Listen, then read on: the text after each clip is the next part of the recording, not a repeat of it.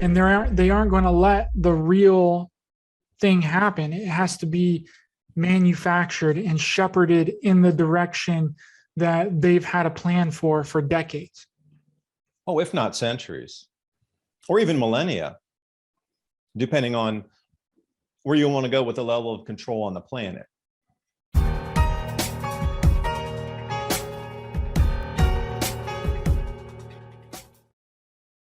Hello, and welcome back to Raised by Giants, where we talk all things spirituality. I'm Ryder Lee. Tonight we have special guest David DuByne from Adapt 2030. He discusses energetic changes on Earth as the sun repeats its 400-year cycle of low activity, affecting global crop production and the economy and everyone on our planet, with a timeline for what you can expect from now to 2023 as society resets.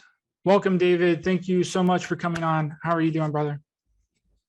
Yeah, thanks for the kind intro. And I think it's more of a once in a 2,000-year cycle this time, not a 400, which would mean a heavier, more powerful cycle.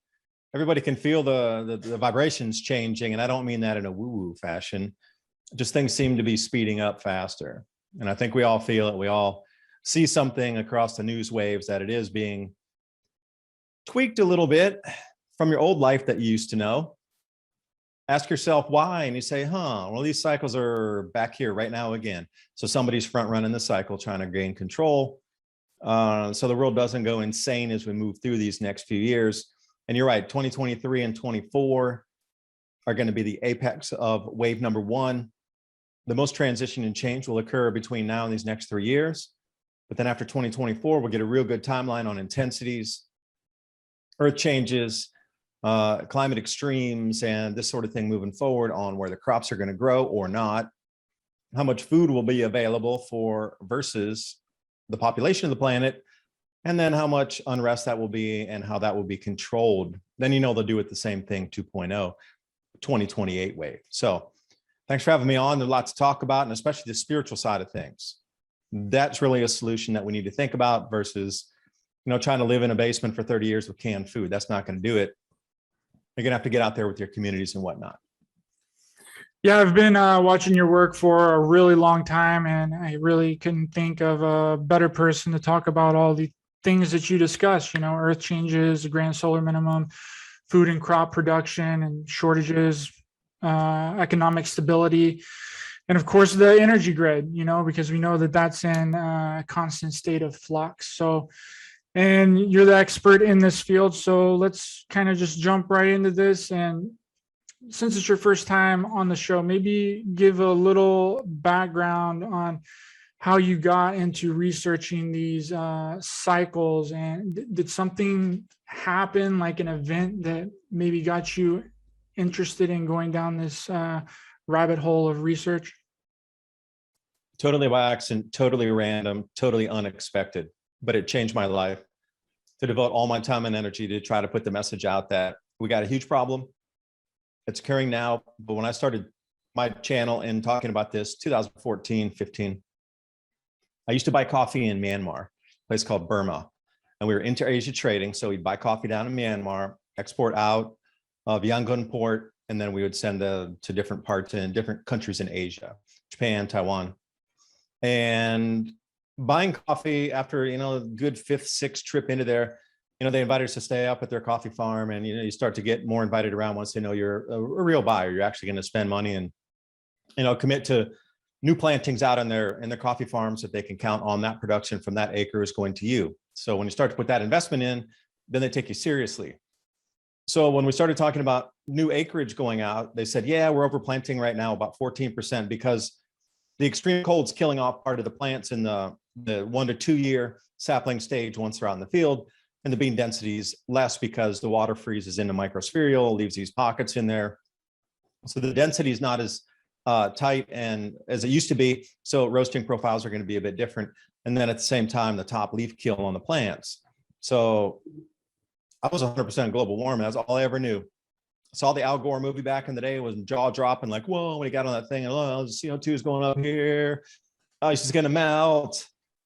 All by 2009. Remember, there was going to be no ice by 2009. Oh, wait, 2013. Sorry, my bad. Oh, I mean 2018. Sorry, 2050 sometime now.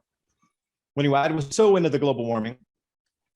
So when I went down there, it didn't make sense to me because, Burma, for those of you, Myanmar, it's right near the equator. And even though you're up at 1,000, 1,200 feet for the Arabica beans, I just started looking around as a business guy, looking out about 5 years to see if we'd have enough supply to continue to expand a business. Because the only way you're going to expand a coffee business is get more supply. So if you could put the money down as investment in the field production itself, plantings, or you could just buy production. That's the way we're, okay, is it going to keep expanding down there for years and years so we can grow the business? Then they started talking about the cold damage, and so then I just started looking back. All right, well, cold damage didn't make sense to me.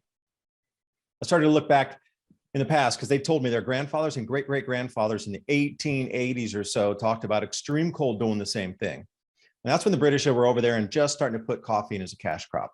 So I started looking back in these cycles, just as a guy going, maybe okay. And then I ran into John Casey's work. And then once I saw John Casey's presentations, former NASA space shuttle lead investigator, no less, lead investigator for when the shuttle went down and it made the world news. And when that thing, when you saw the fuselages blasting off everywhere, he was the lead investigator for that, for NASA, coming out. And as soon as he started to come out with these cycles of the sun, and giving a timeline to when the next low cycle was coming and the damage it would have on society, 30-year distinguished career at NASA ruined. So this is a guy, I was like, he's telling the truth. They wouldn't ruin him like that if he hadn't put the information out. And that was the very first trickle into it, because learning about these cycles is one thing, having a little similar timeline of when they're occurring. But then where it really slaps you in the face is when you go back through history and you start to see dynasties, emperors, fiefdoms, kingdoms, kings and queens all collapsing on this same cycle, 400 year. And then you start really go, oh, wow, that's going to be a huge problem. Wonder what food production is going to be like moving forward. And then I started to, start the Adapt 2030 channel and put those signs together. This is 2014, 15. So I was looking for the outliers of these extremes at the time, extreme snowstorms, record-breaking temperatures that were breaking the records from the 1880s. And that's what I initially started on. And those, you'd have to look through the news and you get a good 5 or 6 per week. I was doing videos explaining these things about more cycles, but then you get the news stories added in on top of the cyclic information. But then come around now, for example, there's thousands, there's so many, there's no way one person can continue to report that much of what I would trickle in 2014, 15 about these changes on the extremes that we're seeing. It's so overwhelming and such a tidal wave. Then you try to add the information in about the economy, because the 3 things that happen every grand solar minimum are these, I termed it the fingerprints of the grand solar minimum. The population migration, which people need to leave to go to better quality of life, whether they're a place where they're growing food in the 1600s or just a place where you could have a job or you wouldn't freeze or you had food accessibility. And then the economy would collapse globally because value of work or whatever was of value at that time, that mechanism that tagged it to value as an asset class or whatever it was, labor that was valued at a certain amount or crops that were valued at a certain amount, through hundreds of years for the amount of silver pegged to that, thrown out of the window because now everything was rising 3, 4, 5x in price. Labor force was reduced, population was reduced about 25% in the 40 to 1690 era. Global population collapsed that much. So just like we're seeing today, there's barely enough people to hold together our economy with a thread anyway. Things are collapsing on the supply chain side. There's just not enough workers to even keep and maintain bare minimum operations at so many places. And I'm just looking at it really and saying, wow, that is exactly like it's been every collapse cycle that I looked back through. The next thing we're going to look for is change in government as people become angry and hungry on the streets and want change. But, you see all these mechanisms today to prevent that. So when I look back, I'm thinking, they have better technology and they're stepping in front of the cycle preemptively to stop the same things that have happened for the last 7 or 8 of these events that I've studied all the way back to I don't know, about 2000 BC, pretty good research back to say 500 BC with a Homeric minimum.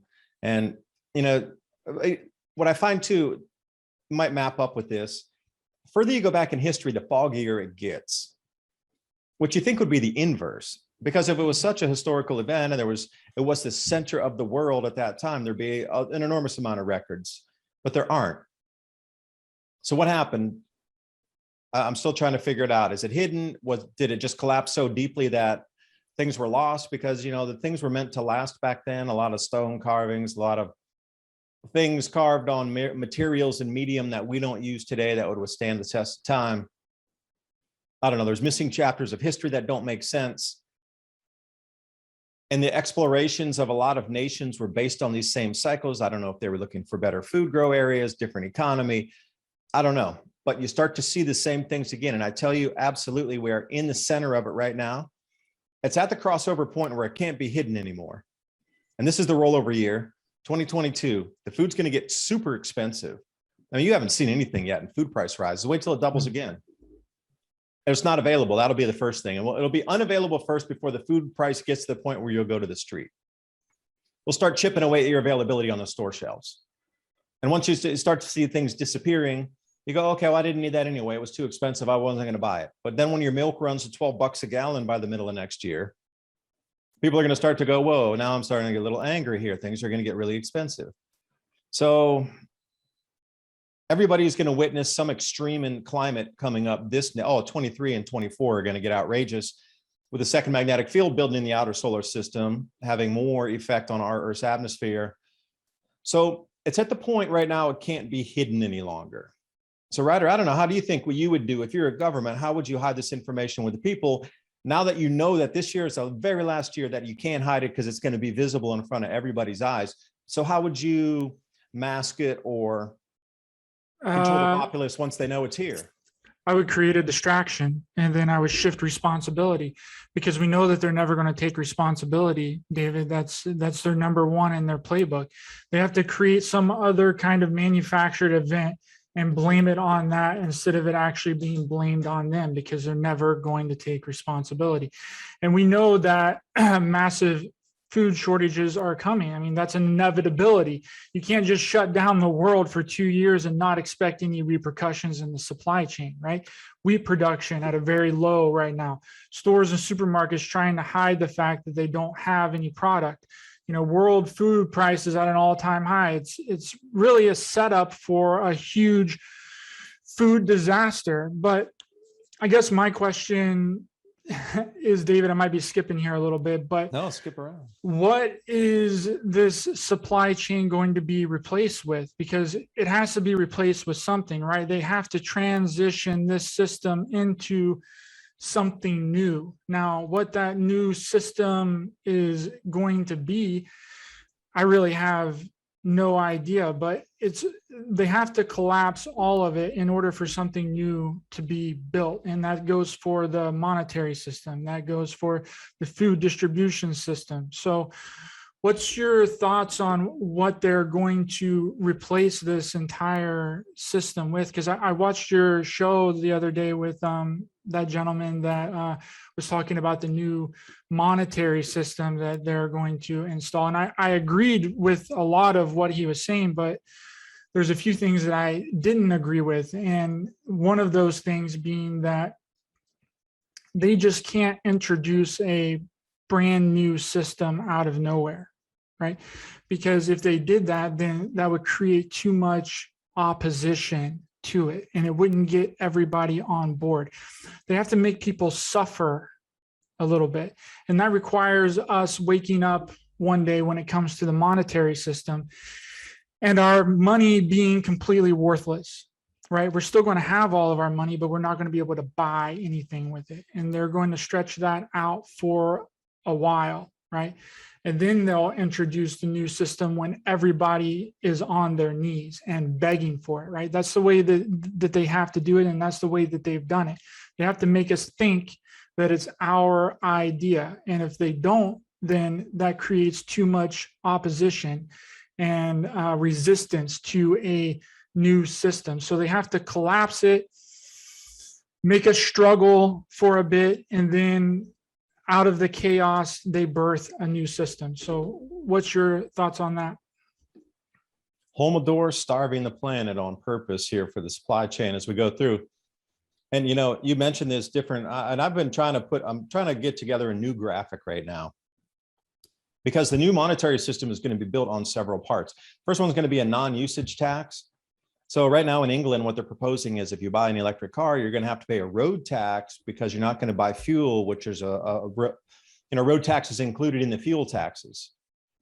So since you're not buying fuel anymore, you're not going to be adding anything in monetarily into the roads. So that'll go with water. So if you drill your own well and you get off the system, you'll have to pay a non-usage fee. Also, those who are getting ready, solar, wind, whatever it is on your property, anybody who's going to get more self-autonomous is going to have to pay a non-usage tax. And that'll be through the transition of everything. Now, I'm not sure if this will, stay the same 20 or 30 years from now, but during the transition, it will.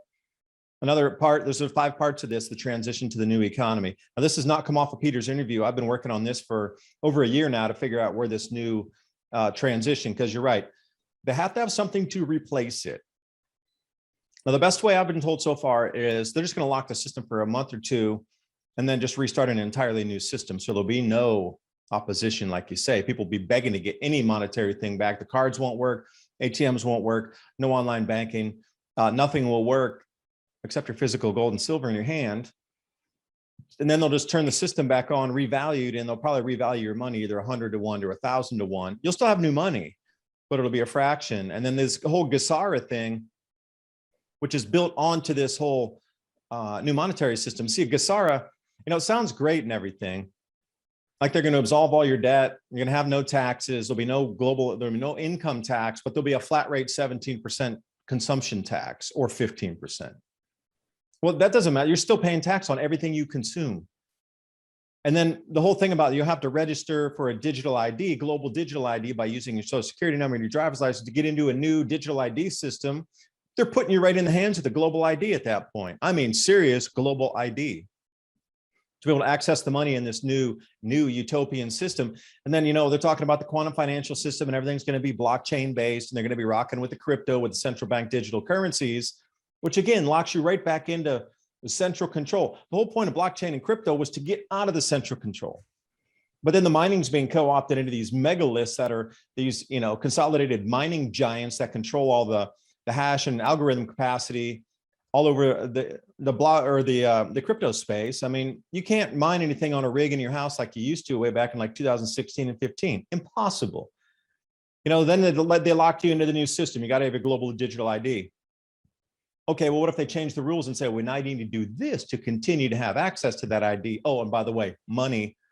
So this whole thing about, and then the crypto keys, the reason I was talking about, yeah, it's going to all have central bank digital currency and you'll have autonomy with your money, but your private keys to the wallets where the CBDC are going to be deposited are also under centralized control. You don't own your own keys. It's in a central repository, the quantum financial system. Whoa, but it's centralized again. You have no control of your money whatsoever. If I have a dollar bill, it's mine. It's in my hand. I can control it unless the government collapses and lose value. But as long as I have that piece of paper in my hand, I control the money. Or a piece of gold or silver, it's mine. It's in my hand. I control it. But the minute you go into 100% digital space, central bank digital issuance, and then the private keys are controlled by the issuer, you got nothing. You got less than nothing because they could pull your ID. Oh, how do you prove who you are now? You can't. There's no paper documents anymore. Oh, there's no more digital. There's no more paper money. Everything's digital. So how would you buy anything? It's great that they want to take away the taxes and all this new planned system, but they're going to replace it with something way more nefarious than what's been going on now. That's what the transition's about, to get you into this new system. And I digress. I have these parts here. The non-usage tax for anything that you're going to get off the system to do by yourself to make you autonomous, you're still going to have to pay for it. Don't care if all those solar panels are paid for and you got 20 kilowatts coming off your property or 100 kilowatts or 50, whatever it is, you got to pay for that now because you're not using the system. And then there'll be an eco value or they call it like an eco value tax or an eco value assessment asset class. They're going to revalue all the land and forest, and all the land across the planet will be revalued as a sum pledged against to create a new currency base. In addition to, they call it a basket, and they're so cute. They're calling it a rainbow currency. Yeah, well, it's supposed to be the gold at the end of the rainbow. But then also the different colors within the rainbow. So you got red, orange, yellow, blue, green, indigo, violet. So go around and pick the currencies that are the exact same colors. Those will also be a basket plus the gold. Okay, then with that, that's something more usable. And then we got crypto, which will be its own market. And then here's another thing that goes right along in the eco valuing of land and forests is all this carbon market. So these carbon allocation credits for you and I on the personal side, okay, that's one thing. You know, they're going to give you like 10 credits a month for carbon to spend. And once you run out of your 10 credits, you're going to have to go purchase more to then go buy the item you want to buy. So wait a second, it's an existential threat. We can't put any more in the atmosphere yet. If somebody holds a forest over there, you can buy a carbon credit from them and they can still pollute. And then you can go buy that thing you want to buy. You just have to buy the carbon credit from the people trying to stop CO2 from going in the atmosphere that created a market out of thin air. So they can still put it up, but you have to pay for it because somebody else, I don't know, you see where that goes. But the carbon market is going to be the base of that, which rolls back into the eco value, where they're going to take seriously large chunks of the earth off usage, shall we say. And once they set apart an eco value, they're going to set that between 20 and 70 years of no human souls are allowed to use that land, not even cutting one tree, not even a single tree. But then they'll use that as a base for a currency. So you can't have people going in and whacking down 100,000 acres of what your currency was based on. So once they start, cordoning off these areas that are going to be the eco value, then you can see those are going to be done for the carbon allocation credits. So those go to like a DNA strand. And also what I really don't like either is, again, I like to use this word front running, meaning somebody knows what's going to happen before the event by months or years. These billionaires are out there. They're buying millions and millions and millions of acres of just remote forest land. But then find out, oh, if you have forest, you can put it into the carbon system now, and you can register your forest. And then each year there'll be a certain amount of dollars paid to you based on the tree species, which they'll use LIDAR to determine what the average tree species is and give you a value per acre that's paid in cash. Well, it'll probably be crypto back to your account, as long as you pledge the forest for 20 or more years. Now see and you got to realize it's going to be up to $200 an acre. Right now it's about $8. In the future, they're going to try to level it at $200 per acre per year.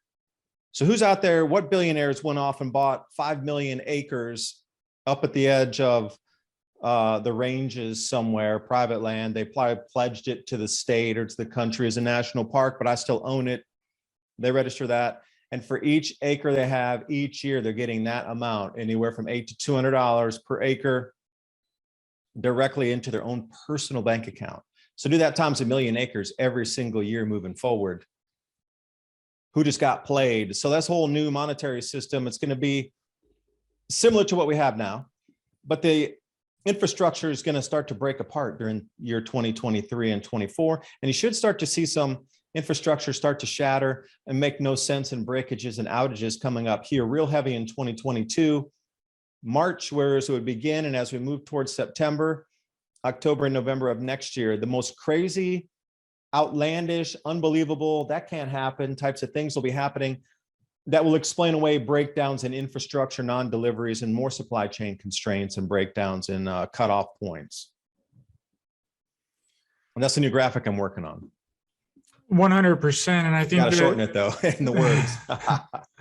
Yeah, and it's going to catch a lot of people off guard, David, because we've been made to believe if we just the majority of people, the majority of the population has been made to believe if they just comply and go along with all of this nonsense, then everything is going to go back to normal.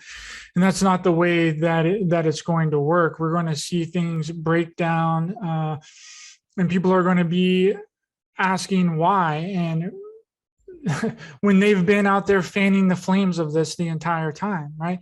They've been fanning the flames and talking about how, oh, we just need to do this, we need to go do that, and everything will be all fine. We just need to listen to the government and what they're saying. And then when everything is on fire, they're going to be like, well, how did it all get on fire? Like, how did this happen? Well, you were the one that made that happen. right? And No, it's they'll twist it into you were because you didn't believe heavily enough in the government, because you were the last one. You were the 100th monkey or the straw that broke the camel's back. It didn't work just because of you, because you didn't believe. It's all your fault. See, yep. blame it on Ryder. But that's the thing that they always do. They always shift the blame. It's always Yeah. someone else's fault. It's always another country's fault, and they blanket it. It's another group's fault. It's another person's fault, and they spread that out and put an umbrella on all of it. And it's a constant blame game, because they're never going to take responsibility for anything that they do, because if they did, then that would wake too many people up, and then we would have real riots, we would have real chaos and real anarchy, and they aren't going to let the real thing happen. It has to be manufactured and shepherded in the direction that they've had a plan for decades. Oh, if not centuries, or even millennia, depending on where you want to go with the level of control on the planet. We're coming into a period right now that hasn't been experienced in 2,000 years. So the reason I was talking about the infrastructure starting to break and get much more unreliable moving forward, there's a second magnetic field starting to form in the outer solar system.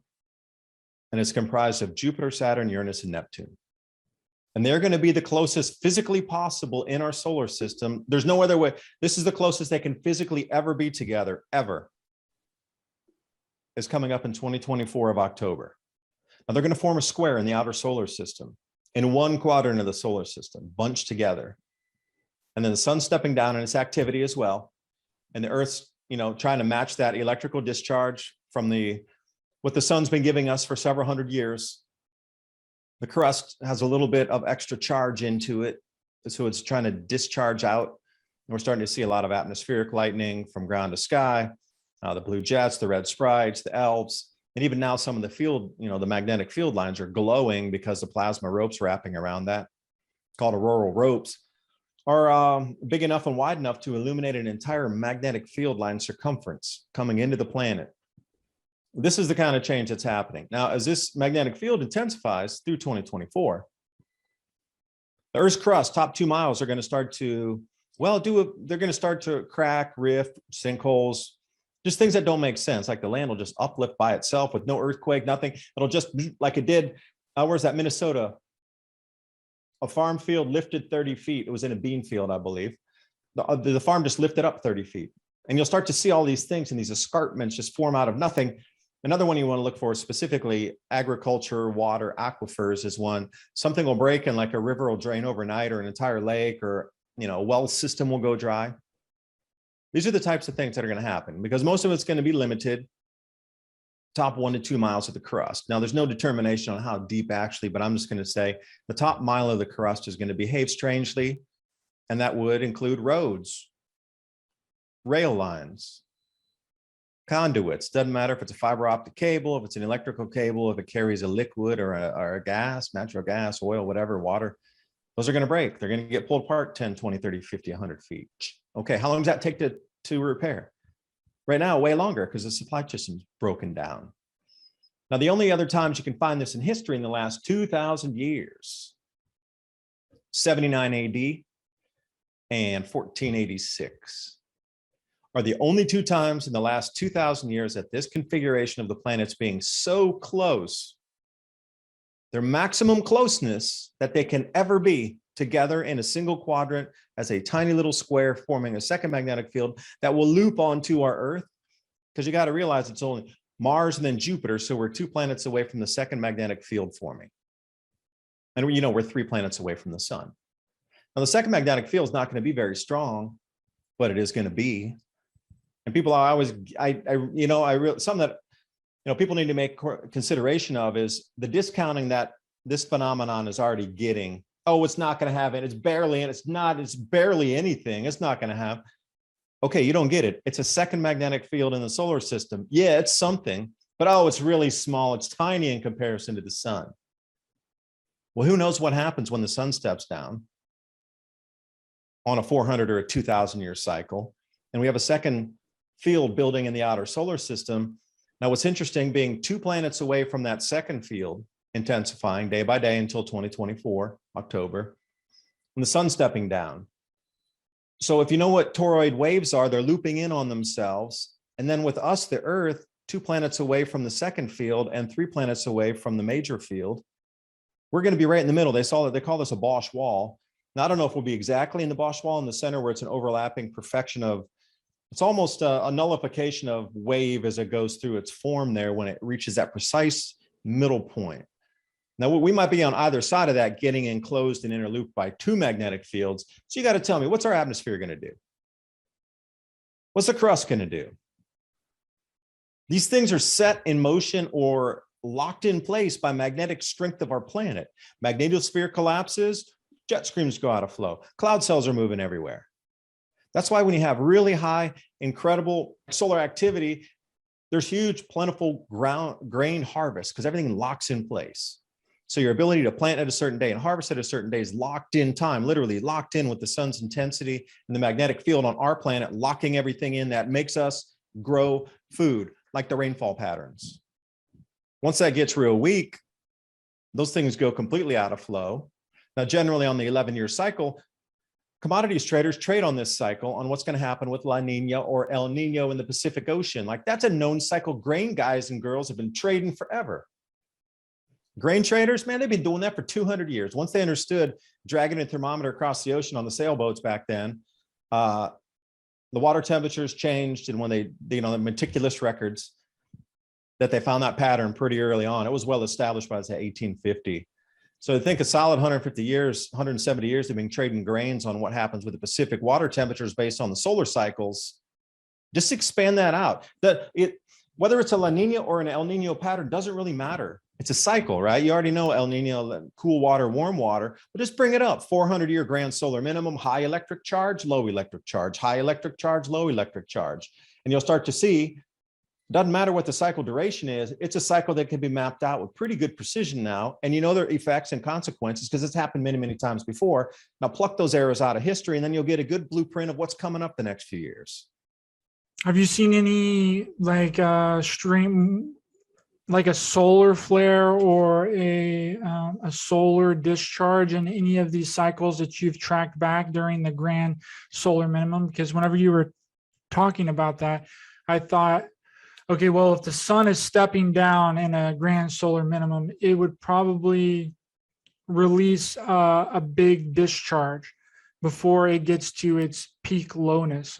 Does that make any sense? Have you seen throughout history any kind of, it doesn't matter how big or how small, but a solar discharge or a solar flare during this period of the grand solar minimum?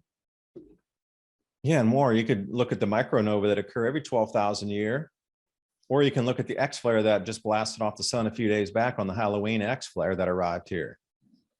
So you can go from incredible earth-ending, half of the earth-ending events, depending on what side of the sun the Earth was facing, when a micronova blasted off the entire plasma shell, plus particle, plus energy, everything flying at the Earth, and that smacks and leaves glass beads across the entire moon surface and planet from that level, all the way down to like the X1 that we just saw. Yeah, and you could get, I would envision, a bunch more plasma density events, CMEs, and would it be 100 small 1X flares? Because there were, let's see, about 3.5 months ago, 4 months ago, there was like an X8 that ripped off the back of the sun. Luckily, it wasn't Earth facing, because if that would have ended all of our power grids.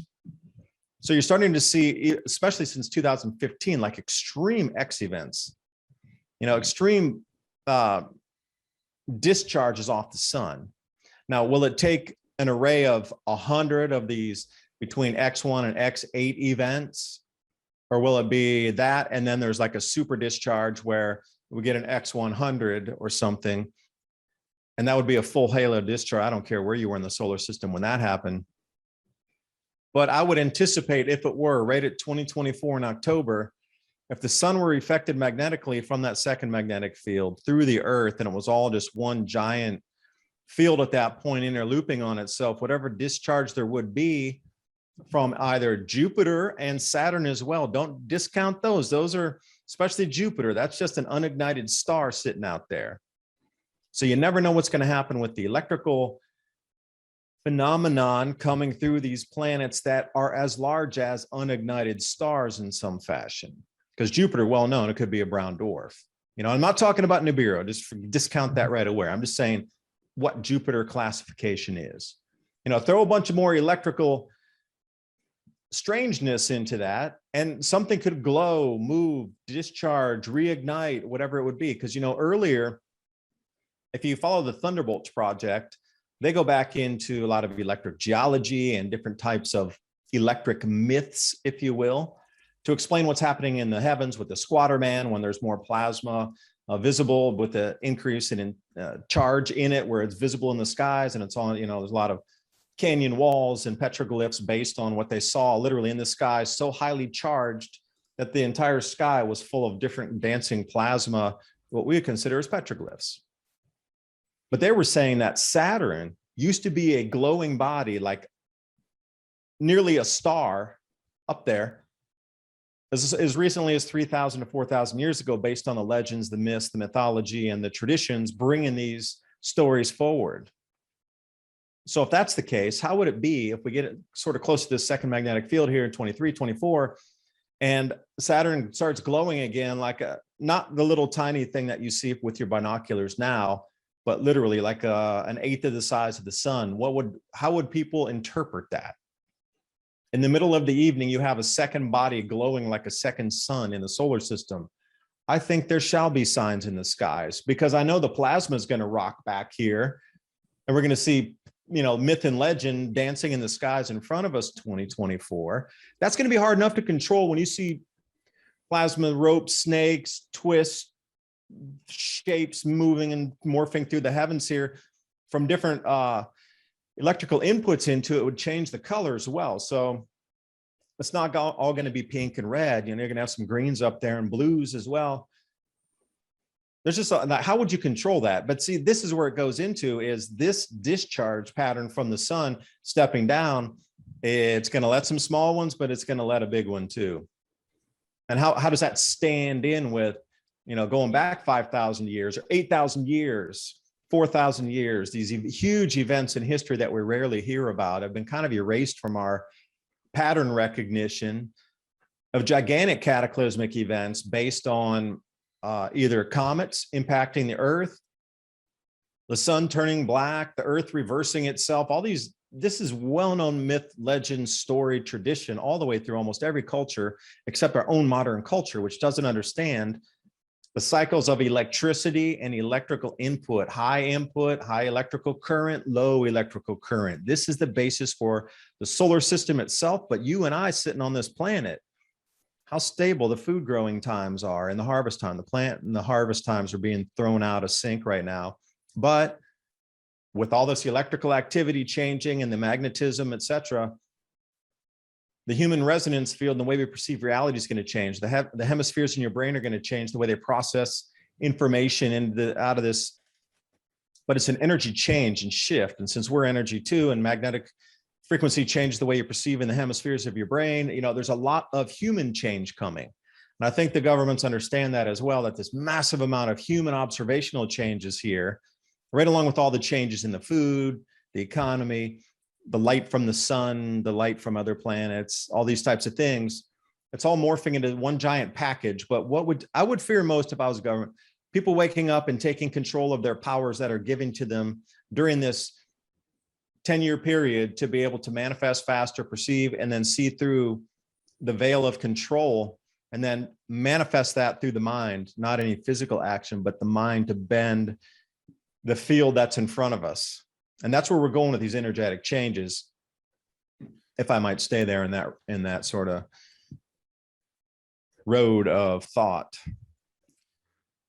Yeah, and how would you stop people from perceiving things different? How would you stop people from getting these energetic changes like this? I mean, it's pretty obvious, right? Like, you would get them to take a experimental medical treatment, right? and to skew your perception and screw with your brain, right? That's the way that I see it. They know that these things are about to happen, and that's the way that they think that they can physically stop it. But how long do you think the second electromagnetic field is going to be affecting Earth? Is it going to be something permanent, or is it going to be something that kind of comes in and then goes away after a certain period of time? Everybody can do this. Let's follow along. Solar System Scope is where you want to go to, solarsystemscope.com. In there, you can see where the planets are moving around, and you can go out into the future and you can go back in the past. So I think now when I originally started using Solar System Scope to find these same geometric matchups or planetary geometry where the planets sit in their orbits, that program used to go back to 2200 years ago or 200 BC. No, it was 400 BC. I was able to get some information on planetary matchups. And you can start to see when they form that square, Jupiter, Saturn, Uranus, and Neptune, when they form that square, it actually looks like a square in the outer solar system. So it's pretty easy to see it. You're not going to have one over here and one over here. And one over. That's more the balance. That's why it doesn't swing over into this change. But when you start to see those, get your cursor and mouse and then just move the planets forward until you come to October of 2024. Then you can use your mouse to scroll in and out, like, expand the planets out or bring them in, get it to that, good size where you can see all four of those sitting off there. Where we'll be by ourselves, the other two planets behind us with the sun. So it's Sun, Earth, 4 planets in a square. Now that is also going to dissipate as the planets. Jupiter will start moving away, and probably late 26, early 2027, that field will have broken apart and it won't have any more effect on us. 2 years after that. And you can actually pretty much wire it down to the month if you go to solarsystemscope.com and try this yourself and see where all those planets are sitting. Now, if you want to use JPL models or Universal Sandbox, you can go further back in time and go to the year 1486 and the year 79 AD, and you'll see this same exact pattern that you're seeing on Solar System Scope if you want to use the easiest. That's kind of the easiest one to learn on. Play on that one first. There's different layers in there where you can see the constellations. You could put the grids in there. You can take a look where your horizon plane is with or without the ground on it. So you can do a lot of things to see where your position is in the heavens and whatnot. It's kind of like stellarium a little bit mixed in with the planets from an outer view. So anybody can do that. And you can take a look 2025 and 6. Because see, so far I'm perceiving that also these changes we're seeing right now are on a timeline. But see, this is strange because the timeline matches with my timeline also with the solar system, the second magnetic field, and all these changes happening with supply chain and switching to a new system seems to be on that same timeline. So I'm seeing a lot of overlap here. Like somebody knows something needs to be done before a certain date, or else it can't be done after that. Is what I'm getting out of the whole Great Reset. That makes sense. It's a manufactured kind of collapse, I personally think anyway. But do you think that the sun changing color has anything to do with the sun, the grand solar minimum and the sun cycles? Because there's no mistaking that the sun is different, right? It's than it used to be. I'm only 28 years old, but I remember the sun being yellow whenever I was a kid, and now it's bright white. It's really strange and alarming, and I don't think enough everyday people pay attention to the sun and its activity to even notice it.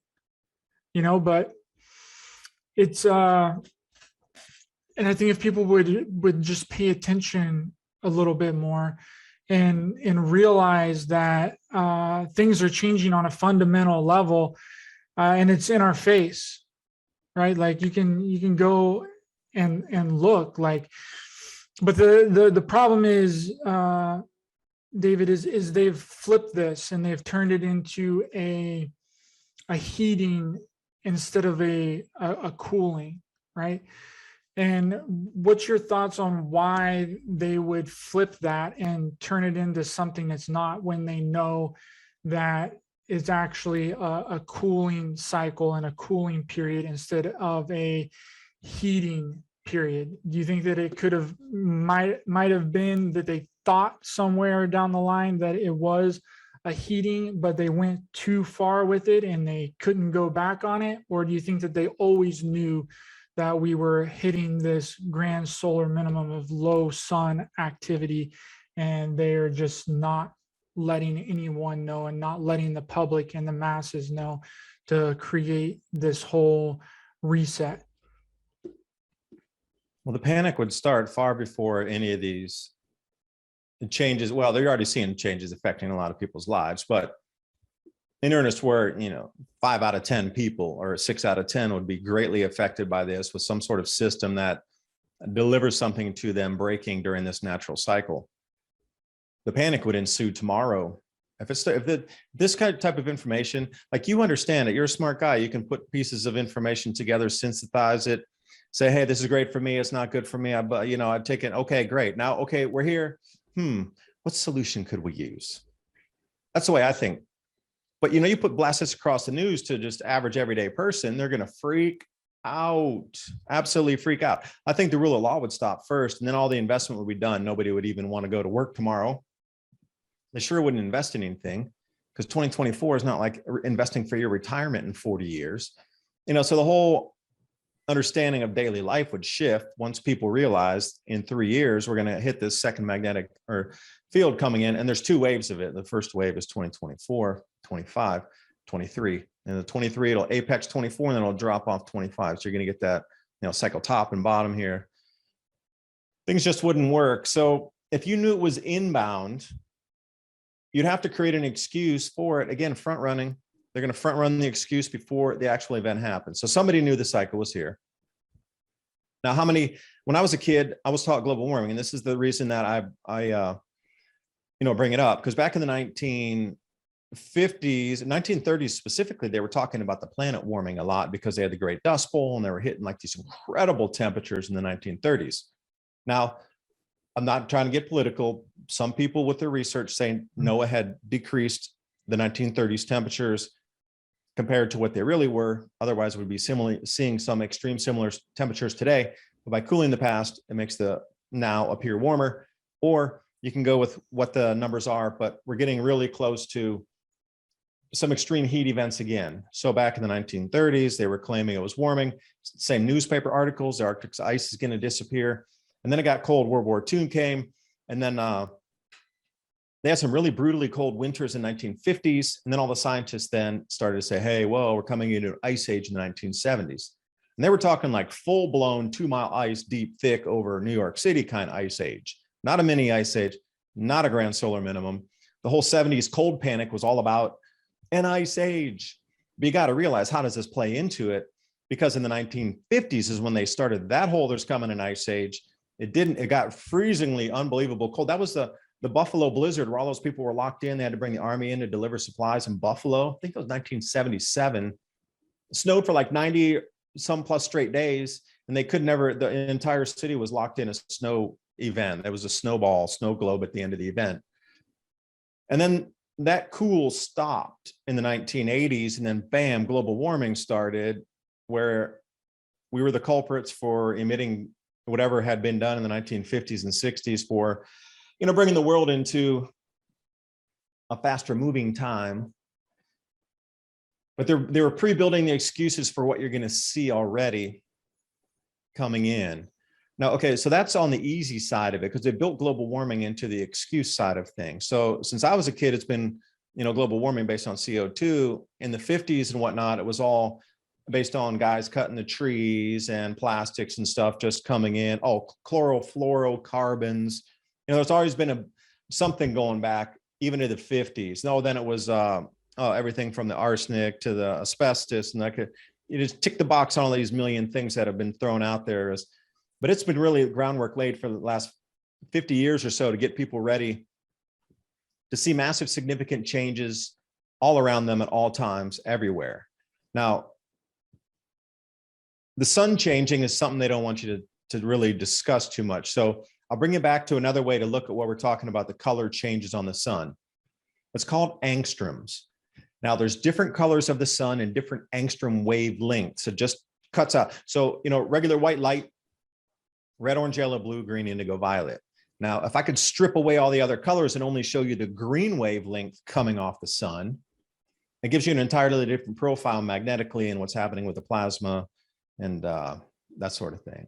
If you go to SOHO satellites from NASA, you will see all the different angstroms and different wavelengths. And they even have the one that's just magnetometer, strict magnetic field on the sun, so you can see where the sunspots are based on the magnetic field being a little tweaked on the surface there. John Casey's book is the best indicator where the sun color is going to go. Cold Sun was his very first book, and he put a blue angstrom wavelength light on the front cover of his book.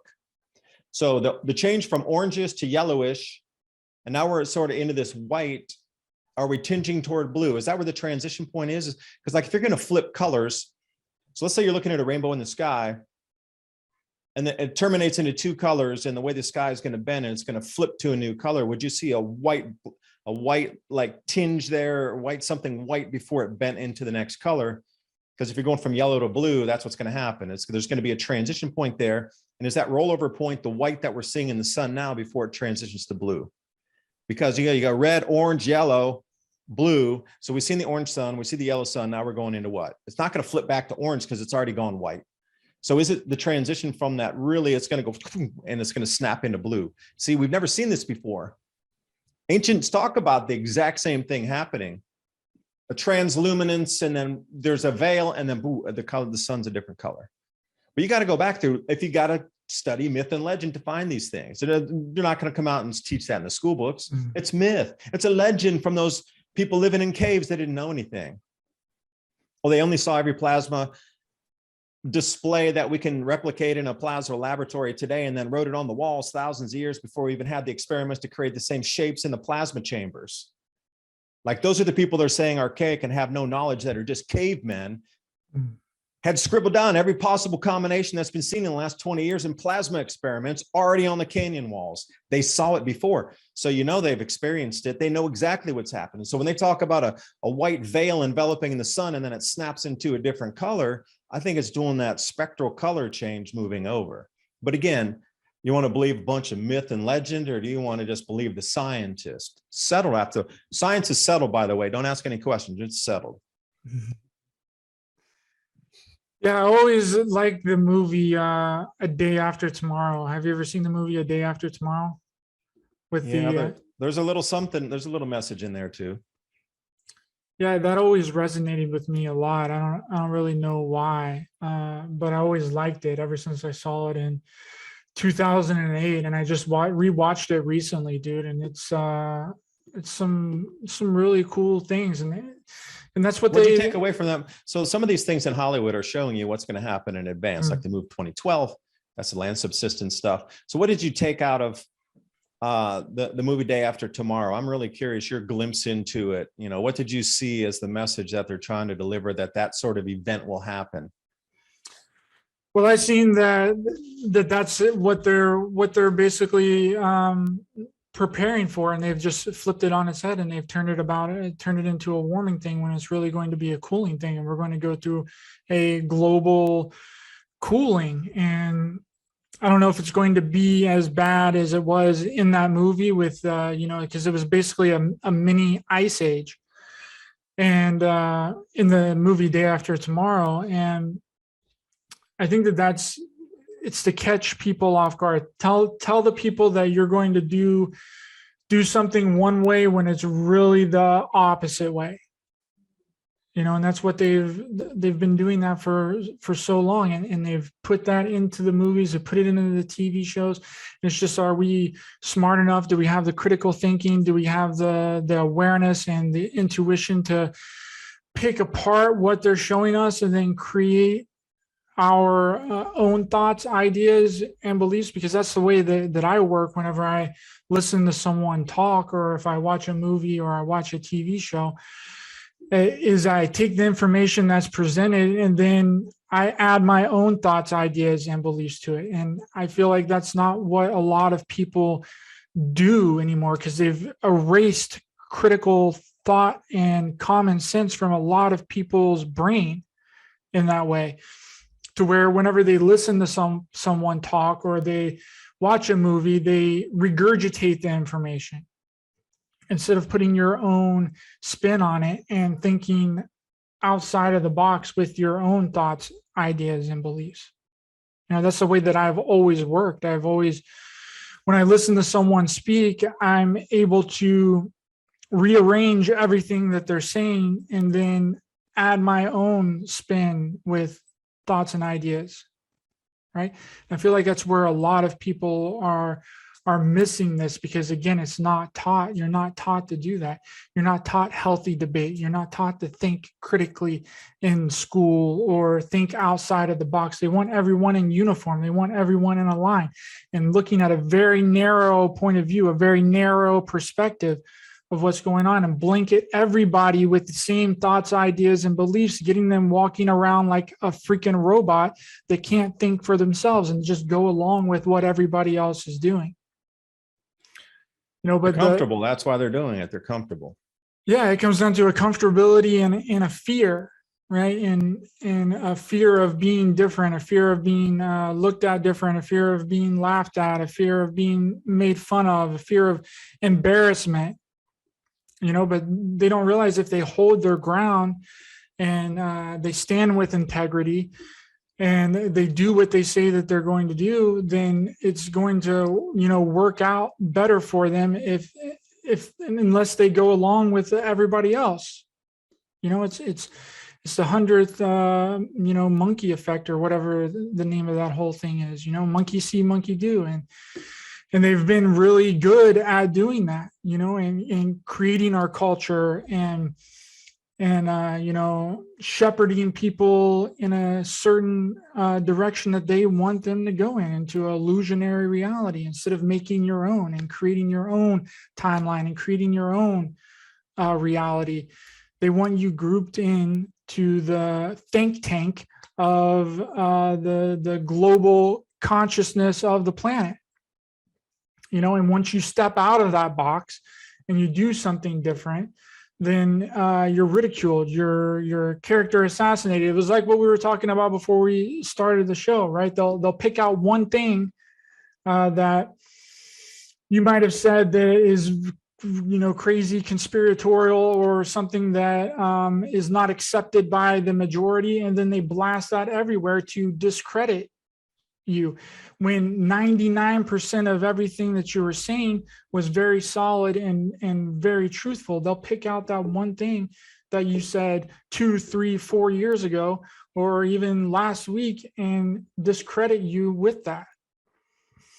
It's unbelievable. It's psychological warfare. That's how they do it. It's all a psychological game, and they've got it down to a T, and the way that they execute it and plan it, it's so concise and precise, and it gets very overwhelming to the point that we think that there's absolutely nothing that we can do. So we just end up complying with everything that they want.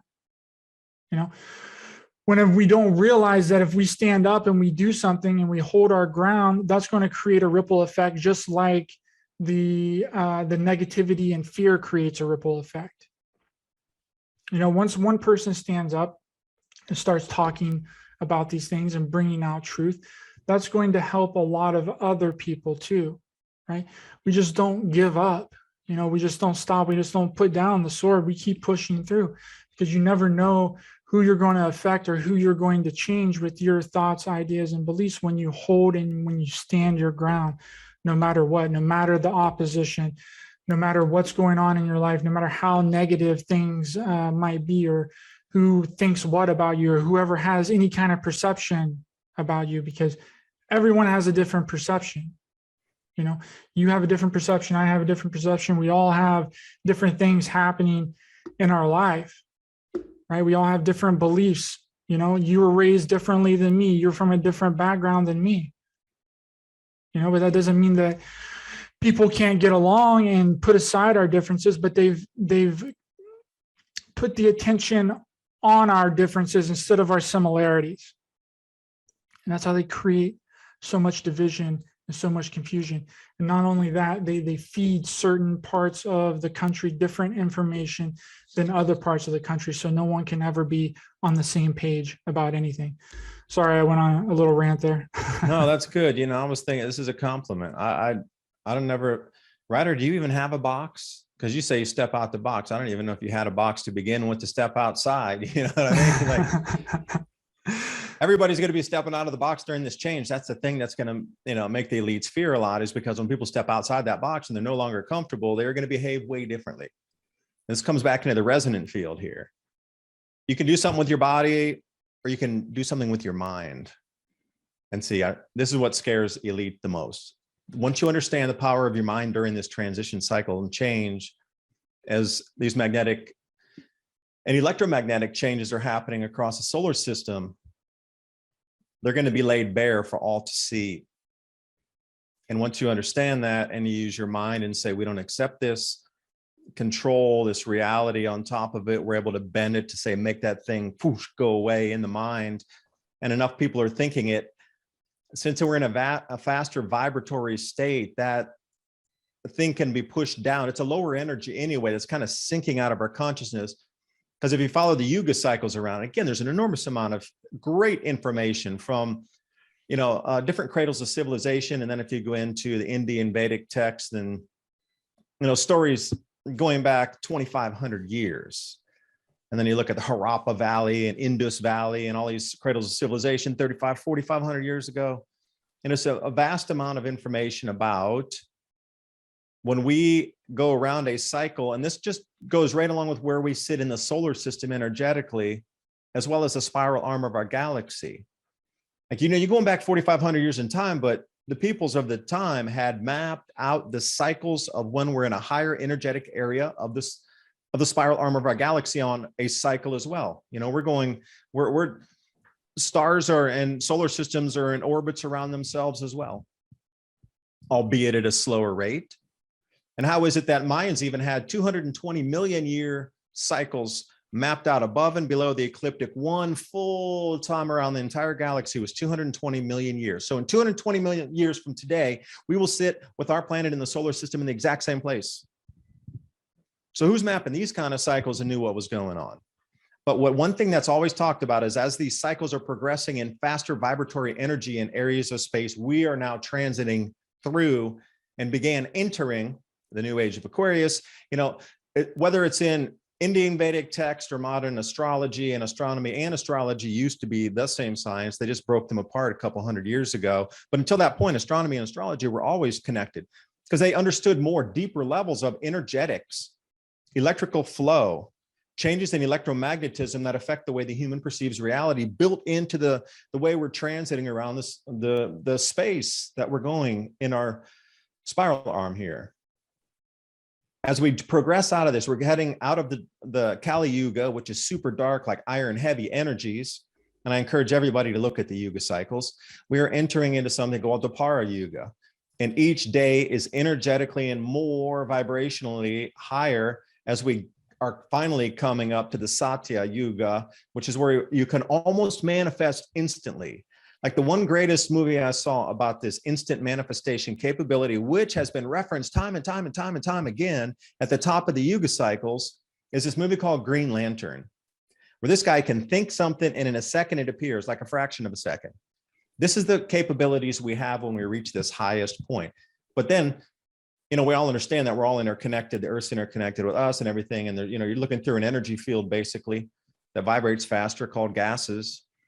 And we're all connected through the energy field. All souls are all connected. So there's, at that point where there's instant manifestation capability, you're at a much higher realization level of how it all works together.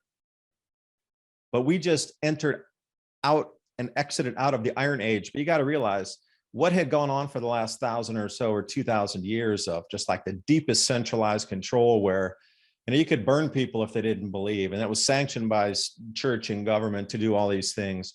I mean, the most horrific crimes in the last 1,000 years were committed by some of these same entities. And, you know, we're going faster each day vibrationally. So we're rising out of the soup, if you will. So think of a piece of lead, and that's the color of like this Kali Yuga, is a dark lead. and you're vibrating faster, almost like a hummingbird starting to come out of that. Like, how dense is the lead compared to something moving much faster like a hummingbird? That's the change we're experiencing. That's the best way I can describe it, is now use the mind to say, we don't want any more of that lead energy, get it out, because we can, the vibrational frequency of your mind in this unified energy field is moving faster. So the result is happening faster. So millions of people doing it at the same time, saying, this is no longer serving us. This is keeping us down. This is not allowing us to spiritually evolve. This needs to go away out of our frequency of even seeing it.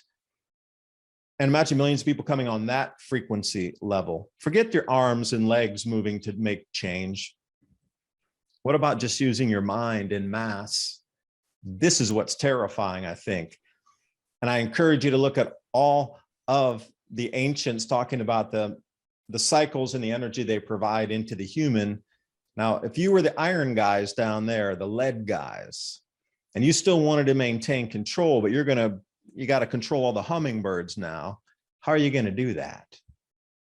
And then, it's going to get even faster. The only issue that I see here, David, is a bunch of people, and if that happens and we get to that peak energetic point where we will be able to manifest things instantly, if people don't have control of their mind and they haven't reprogrammed their subconscious and unconscious mind, then that would be a disaster. Yep. That's 10,000 years from now when you come to the top of that next cycle. 10,000 years is a lot of time for people to, like you say, get into that centered spot, because each generation will understand it a little bit better. Sorry to cut you off there. No, go. That's fine. That's just where I see a lot of chaos, and because a lot of people can't really even handle their manifestations now, and we're not we're not able to manifest things. I mean, some people can do it instantly, but it's very difficult, because again, you have to go in and reprogram your entire mind and get out all of that the nonsense that's been programmed in there through society, through TV, through school, through all of the lies that's been told to us for decades. But that is our superpower, and that is something that the elites and the controllers of this reality do not want us to know, is how powerful we are. Our brains are like a supercomputer, right? And they don't want us to tap into that. And if a bunch of different supercomputers all come together, then we could potentially be unstoppable on many fronts. And that's a big reason why they do so much of the division and getting people fighting each other with, the political, the racial, the information control in general, right? Because they don't want everybody on the same page. Because if we're all on the same page and we decide that we don't want this reality anymore and that it's keeping us very low on the totem pole, then we have the ability to do something about it if we all come together. But again, will that be allowed to happen? I really don't know. And that's the big question, right? It is the controllers and the manipulators of our reality going to try and hijack this increase of consciousness that's going to wash over the planet, or not? Right? That's my thought on that. Is, do they have the ability? Can they? Will they? Will we let them? Is the question. Maybe it's a basic survival instinct that's in all of us that's been suppressed into not being a basic survival instinct, but maybe at the deepest level, it'll just whoosh, turn on again. Because, they kept it, the comfortable zone is where people are not into action. The reason that people go to school and, you referenced being in the box is, people have this pattern of, going from this, learning this, getting a job, and staying in that whole flow. So a society continues to work in the same fashion, cogs in a wheel, if you will, because it's comfortable. And you got to think about the humans going back through some of these cycles I talk about. I mean, Earth's population has been whacked down so many times to just under 100 million people. We've had some serious bottlenecks in human population on this planet. At least 3 very good ones that have knocked population down to almost nothing. But each time it comes back, I mean, It's like the bison buffalo out. And if you wouldn't have known, if you look at a long-term trend of the bison population in Western United States over, say, a 2 million year period, that little knockout of where, you know, when they came in 1849, people chasing the gold, and, you know, they wiped out the buffalo down to, like, I don't know, a couple 100,000 or even less, 10,000. Over a 2 million year timeline, they would rebound once humans are gone. You would barely even see, I don't even know if it would be registerable, that little blip on time over that period of a time. If you're talking about the last 200 years, there's going to be a gigantic dip. But if you're talking about super long-term trends, you might see a little blip in there, but go another million years out when they get those planes back and the buffalo populations are over 2, 3, 4 million again. It would just be a fraction and segment of time. And I was going somewhere with a thought, but I forgot it because I was trying to get deep on it. But that's what happened. Oh, but that's all about the stability, right? The safety of things. So people aren't going to be in any sort of action unless. But survival is our main thing, because since we've been knocked down with the population several times in the past, it's sort of a survival technique for us as well. You know, populations over a longer term time frame. I mean, we don't even know the records are so terrible going back anything post 3,500, 4,000 years ago. It's near impossible to find anything except around China and maybe some of the Central Asia or African records. I mean, beyond that, it's abysmal what's happened in our global past, hardly known.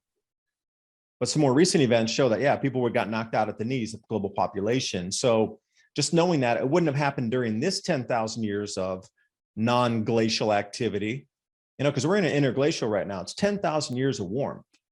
Generally, this planet's locked in ice for 90,000 years. They get you forget that too. This 10,000 years is very, very, very special. We get it once every 90,000 years. So what happened to the prior interglacial, 110, 118,000 years ago, when people were just the same as us? Well, they didn't sit around for 10,000 years and not do anything.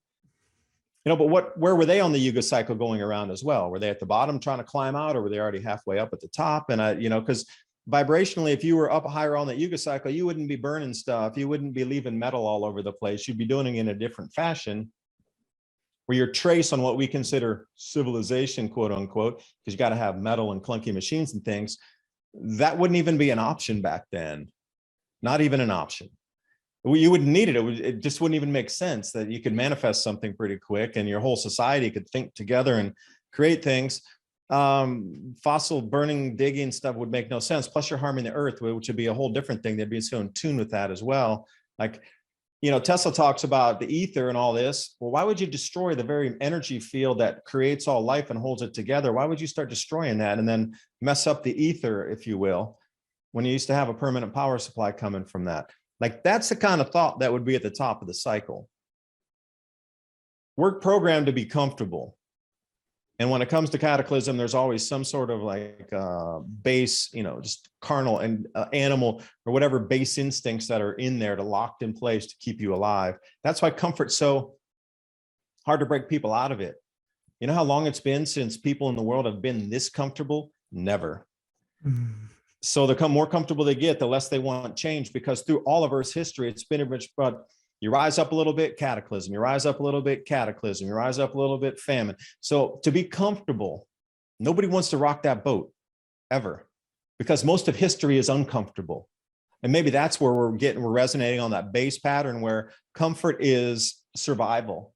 And that is the base survival mechanism, is survival. So if comfort is survival, everybody's in that survival mode in comfort, you know, versus stepping out of the box, which we put ourselves into a little bit different situation. But, you know, most people love the comfort. It's comfortable and it's survival. And nobody's going to be there in a few years. So why? You know, this is going to get ripped out from everybody. The rug's going to get pulled. And I'm not laughing at that, but I'm just like envisioning a box full of like cartoons dropping out. Like, they're going to turn into cartoon characters being so freaked out when it happens.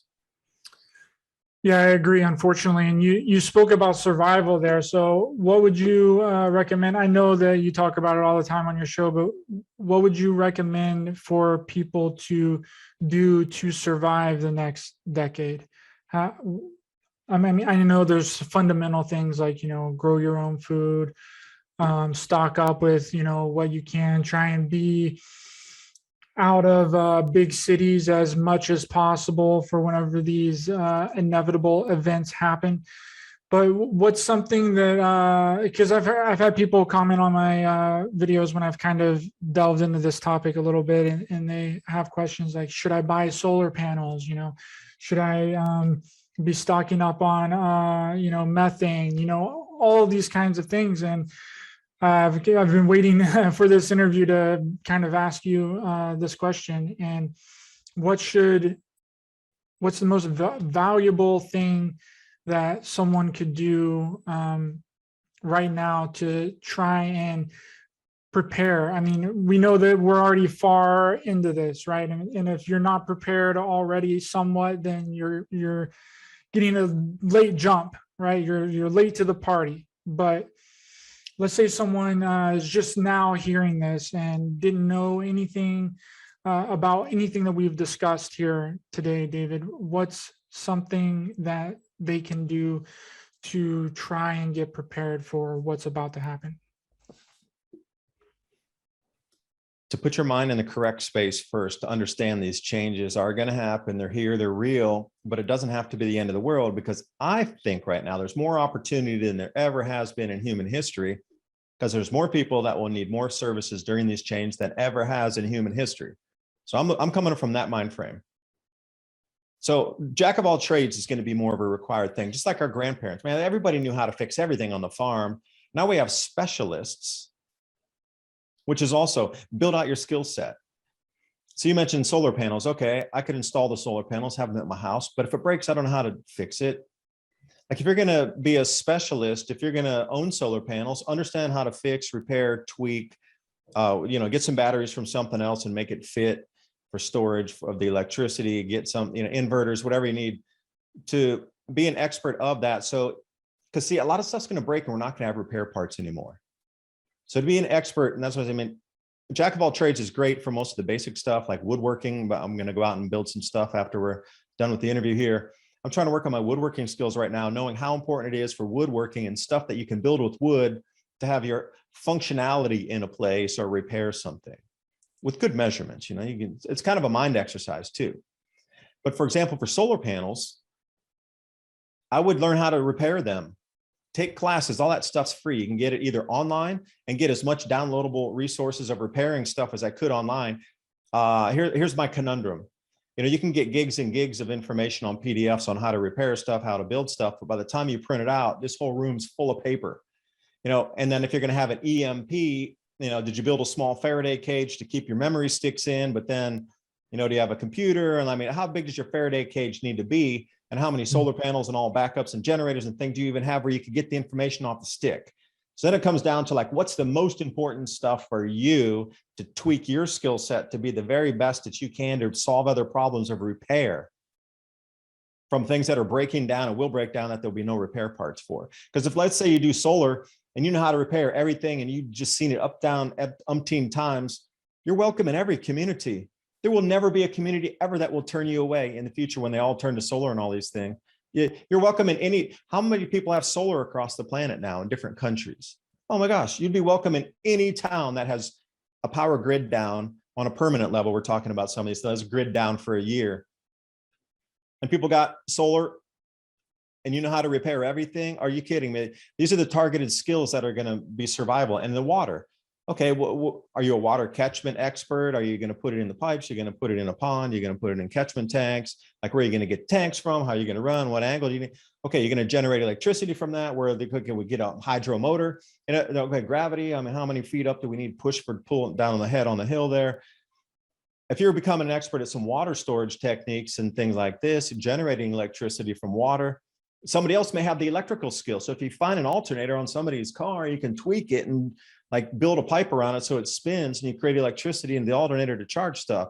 All right, if you got the skill set for the water, I guarantee somebody else got the electrical skill to put something on there so you guys can get electric made on a micro hydro. So it's all about targeting and tweaking the skill sets, because I want somebody who can pretty much do everything. And that's what I'm trying to teach myself, is how to do everything, but become expert at something. So you're the number one mind in that thing. Wherever you go, you're always welcome, because an expert in something of repair or build out at this juncture, oh my gosh. And medicine would be my last thing. I'm taking this stop the bleed class. We're using tourniquets for big injuries, something on the EMT side of just some first responder type thing. Can you stitch anybody up? I got this stitch kit here. You can buy them online, like $50, and it replicates skin, and they give you all the sutures, and they got different things you can use in there to cut. Throw some sand in it and see how clean you can get it before you stitch it up. Just an enormous amount. Everybody's going to need to know basic medicine. And, growing food, Ryder, you brought up a great point. One of the skills we're all going to have is growing food, period. You're going to have to grow it. It's going to be like your grandparents' day.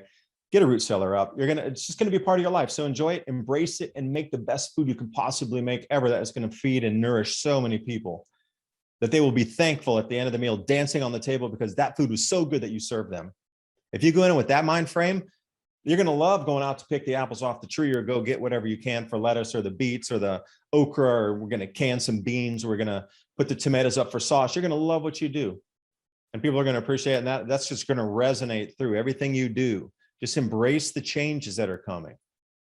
And can you take that tree, the bark, the flower, the root, or whatever, and turn it into a medicine? And so this is another thing I'm trying to delve into is the plants on my property, understanding in each month of each season, what's edible, what's coming in, what fruits, what flowers, what medicines are available from natural plant life to turn something in. My easiest example, marigolds. Marigold heads, the colorful orange and yellow, or sometimes all bright orange, light orange, whatever the heads. If you boil that down, you can make an antibiotic tincture with it. And now you start to think, not only is it an insect repellent, but I'm growing my own medicine and an antibiotic form and fashion, which is going to be a big thing, because if people are working on the farm, they're going to cut their hands, feet, and they're going to have many more like smaller injuries. But sometimes a cut on your hand will just get out of control. It'll get a little infected and you're like, oh, drop some rubbing alcohol on it. But what if you don't have rubbing alcohol? You're going to have to start thinking out of the box, either getting your own still up so you can, do a batch and then keep the heads and tails off that, and then triple refine it to something like isopropyl rubbing alcohol and make your own medicine from distilling. But then you'll also have the alcohol during that time, like apple schnapps, peach schnapps, pear schnapps, plum schnapps, 40%. Alcohol is always a tradable. So again, if there's a laser niche, like I don't know how to do it. I've watched a few other people. I like the idea. I'll play with it. Will I be an expert in distilling? No.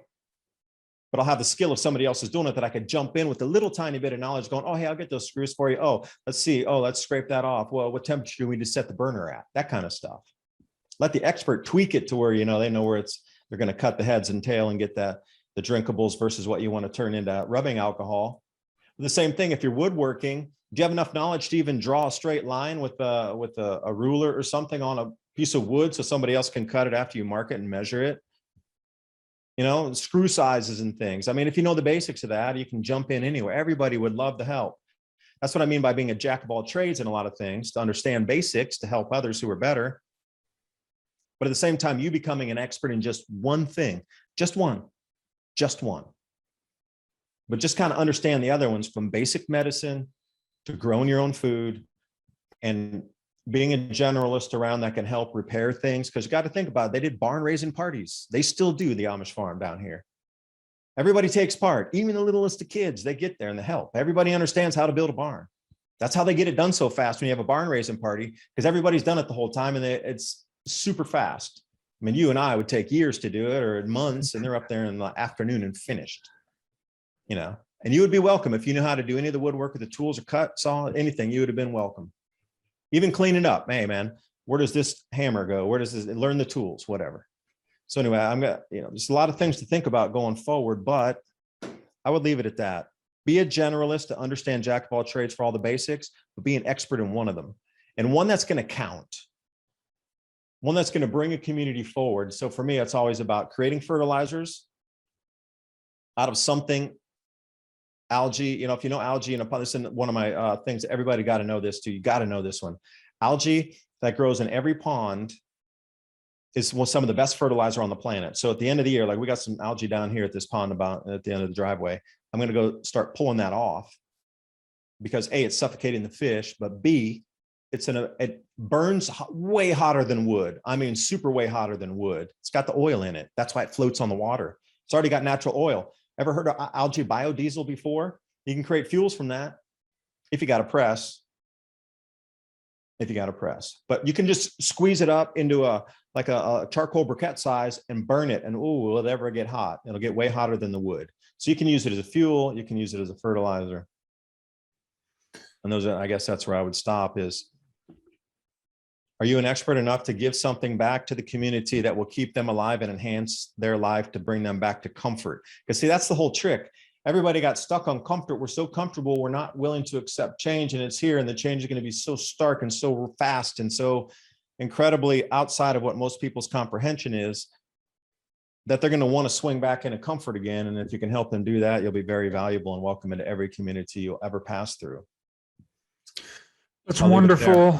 That's wonderful advice, David. Thank you so much for coming on and sharing. That makes sense, though. I mean, does that make sense? 100%. I mean, that's where it's really going to be at. And the problem and the issue is that they've gotten rid of all the trade schools. Like, there's no shop class in high school anymore. There's very few trade schools available. So a lot of people don't know how to do this anymore. They've been so used, again, to the comfortability of calling someone to come fix all of their things. And I'm guilty of that too. Like, I don't know how to fix a lot of things, but I have the awareness that we've taken that to the very far extreme, and we've made a lot of people useless idiots. And I don't mean that in a degrading term or a slanderous way, but it's the truth. We've taken, everyone that can fix things and do wood shop and the, plumbers, like people like that, we've taken them for granted. And there's not enough people because they stopped pushing the traits. They stopped making schools for people to learn how to do those things, the natural survival skills. They've completely cut that out of our everyday society and got us locked into this social kind of system where you just rely on the other person and rely on the other person to know how to do something instead of trying to figure it out yourself. And I see that as a huge problem going forward, because we're going to be lacking a lot of the fundamental things that we are going to need to survive. And we are either going to learn how to do them or we're not. And that's going to be trouble for a lot of people in the coming future. But again, David, thank you so much for coming on my show and sharing all this with us. Has been super enlightening, and I appreciate you a lot, brother. And where can people find you if they would like to contact you? I'll give you a little opportunity here to plug whatever you got going on. Mini Ice Age Conversations podcast, the new Telegram channel, Adapt 2030. Keep abreast of some of the news. While I'm surfing a lot of things doing my videos, I don't use everything that I come across, but I do find some of it interesting enough where I would throw it into a Telegram channel where you might get some discussion going. And one last thing here. Like I say, we've been set up in society, like they're taking away the trade schools or whatnot, but we still are. It's even more compartmentalized and more in a box than ever. But I think Pink Floyd described it most correctly: just another brick in the wall. It's exactly what we are being programmed to be. Thanks for having me on, Ryder. It was a great talk. Thank you so much. And thanks everyone else for watching and listening, and much love to everyone in the chat. Please be sure to hit the thumbs up button to help the YouTube channel out in the algorithm. Share, subscribe, hit the bell icon as well for notification. The link to my backup video platform on Odyssey is in the description. Hit the follow button over there. You can also catch this episode and any of my other episodes on Apple Podcasts, Spotify, iHeartRadio, Google Podcasts too, and you can download them on Spreaker.com directly to your device for free. The links are in the description. Thank you all so much. And again, David, for coming on my show and sharing all of your knowledge. You're welcome back on this channel at any time in the future. And yes, thank you, Ryder, for that invitation. And for those of you looking for storable foods after all the talk we've done here, My Patriot Supply and Adapt 2030, 25-year shelf life. Keep yourselves more grand solar minimum and everything prepared as we move through 2022. I do thank you for watching, and I'll see you next time.